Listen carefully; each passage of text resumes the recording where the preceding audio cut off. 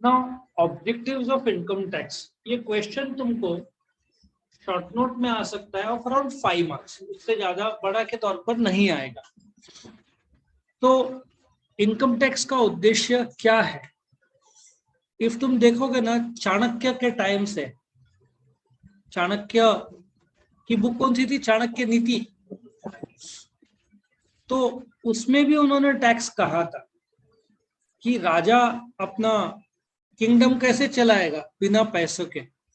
तो अभी तो राजा का जमाना चला गया, आई थिंक भूटान में शायद राजा है या नेपाल में, थाईलैंड में भी है, बट गवर्नमेंट अभी आ गए हैं।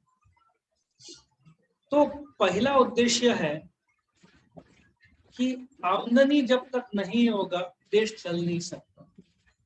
अपने देश में एक बुलेट ट्रेन के लिए इतना सोचा जा रहा है, जापान में सोचो कितने सारे बुलेट ट्रेन है, एक बुलेट ट्रेन का कॉस्ट कितना है, एनी आइडिया? 1,10,000 करोड़ इन पूरा सेटअप करने के लिए, स्ट्रक्चर के लिए, और उसका पूरा खर्चा जापान करने वाला है। और एक दूसरा भी रूट का प्लान सुनने में आ रहा है, देखेंगे वो। तो गवर्नमेंट को पैसा लगता है भाई ये सब चीजों के लिए। किसके लिए लगता है? रोड, रेलवेज, हेल्थ, एजुकेशन, ठीक है ना, maintenance of law and order, defence सबसे इंपॉर्टेंट। डिफेंस 1/4 खर्चा बजट का अकेला डिफेंस ही खा जाता है। 20 लाख करोड़ का जहाँ बजट है वहां 5 लाख करोड़ का डिफेंस में आता है। तो 20 लाख करोड़ के लिए टैक्स के बिना तो बहुत मुश्किल है। तो रेवेन्यू बढ़ाने के लिए इनकम टैक्स बहुत बड़ा जरिया है।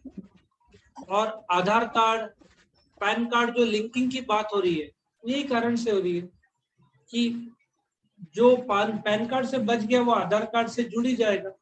तुम होटल में जाते हो, पैन कार्ड थोड़ी दिखाते हो, आधार कार्ड दिखाते हो। आधार कार्ड दिखाते हो तो वो ऑटोमेटिक पैन कार्ड में दिख जाएगा, रिफ्लेक्ट हो जाएगा। गवर्नमेंट का यही प्लान है। तुम होटल में जाओ ना, कोई रोक नहीं रहा है, बट तुम वहां 2-2 लाख रुपए खर्चा कर रहे हो और इनकम दिखा रहे हो 1.5 लाख, थोड़ी चले। गवर्नमेंट का उद्देश्य है तुम टैक्स भरो और बाकी तुम्हारा पर्सनल लाइफ तुम्हारा है, ठीक है। तो गवर्नमेंट को देश चलाने के लिए बहुत सारा पैसा चाहिए, तो उसके लिए तो टैक्स लगाना ही पड़ेगा। दुबई या यूनाइटेड अरब एमिरेट्स जैसे जगह पे इनकम टैक्स नहीं है, उनका तेल से काम हो जाता है। लेकिन इतने सालों बाद 2018 में, 19 में आई थिंक, उन्होंने भी शुरू कर दिया 5% का वैट। उधर भी अभी गुड्स पे 5% वैट लग गया है। 2000 आई थिंक 19 से पहले कहीं नहीं था, तो कभी टैक्स नहीं लगाया उन्होंने। अभी वहां पे भी लग गया, क्योंकि उनको भी पता है कि तेल पर हमेशा निर्भर नहीं रहा जा सकता। दूसरा, इनकम इक्वालिटी। अपने देश में स्लैब सिस्टम है। इक्वालिटी कैसे होगा? जब अमीरों को ज्यादा टैक्स, गरीबों को कम टैक्स, तो सब क्या हो जाएंगे? इक्वल हो जाएंगे। सो 2.5 लाख तक माफ, 5 लाख तक कितना टक्का? 5%। 5 से 10 लाख तक 10%, 10 लाख के ऊपर कितना? 20%। सो डू यू एग्री, जो अमीर है उसको ज्यादा टैक्स लगा के नीचे लाना, जो गरीब है उसको टैक्स कम लगा के ऊपर लाना, तो इनकम इक्वालिटी होगा। तो ये भी बड़ा कारण है। और इसके लिए इसके लिए कौन सा टैक्स सिस्टम रहता है? Slab system. तुम फ्लैट सिस्टम कर दोगे कि अमीर हो या गरीब हो 30%, तब तो गरीब को बहुत नुकसान होगा।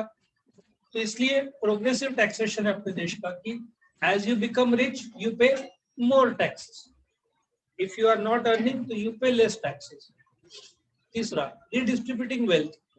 जब अमीरों को ज्यादा टैक्स लगाया जाता है तो वो पैसा कहाँ पे डाइवर्ट होता है? जो सिलेंडर्स दिए जाते हैं, पिछले साल इन लोग को जो सिलेंडर 35 किलो या 25 किलो गेहूं जो मिलता था फ्री ऑफ चार्ज था, अभी अभी इन लोग को चार्जेबल किया हुआ है, वरना लास्ट ईयर इन लोग को सिलेंडर तक गवर्नमेंट ने फ्री दिया था, ठीक है। तो ये बात है, रीडिस्ट्रीब्यूटिंग वेल्थ। Fund welfare. अभी दिल्ली में लड़कियों के लिए आई थिंक बसेस फ्री है। अभी बीच में एक वीडियो वायरल हुआ था, तुमने देखा होगा, एक आदमी था औरत के कपड़े पहनकर बस में ट्रेवल कर रहा था, देखा था? बहुत बड़ा वायरल हो गया था। तुम डालना गूगल में या यूट्यूब में।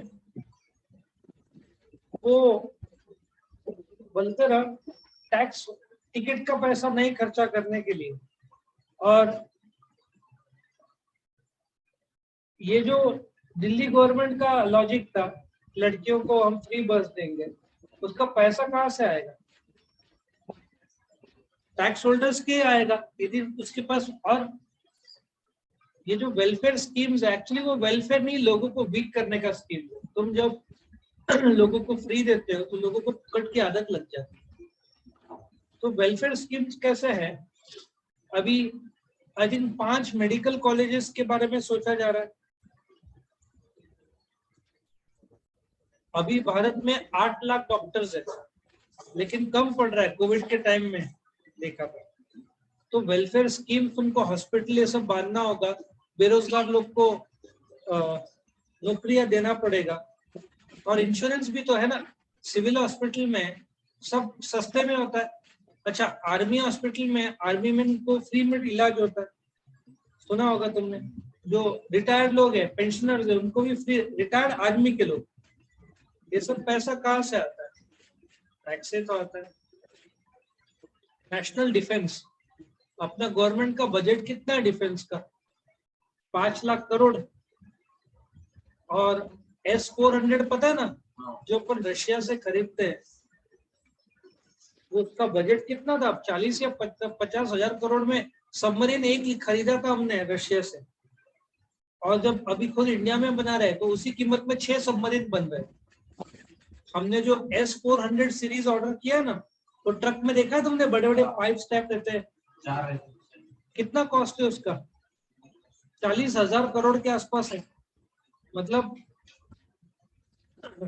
डिफेंस में 1 लाख की वस्तु 50 लाख में बिकती है, क्योंकि मोनोपोली है। अपन भी ब्रह्मोस अभी बेच रहे हैं। किसको बेच रहे हैं? आई थिंक इजिप्ट से इंक्वायरी आया है, सऊदी अरेबिया से इंक्वायरी आया है ब्रह्मोस का। तो अभी अपन भी एक्सपोर्टर हो रहे हैं। गवर्नमेंट को पता है। अपन ने फ्रांस से रफाले कितने में खरीदे? कुछ 50,000 करोड़ में 36 फाइटर जेट्स खरीदे ना। वही अपन तेजस कितने कीमत में बनाएंगे? 200-500 करोड़ में एक।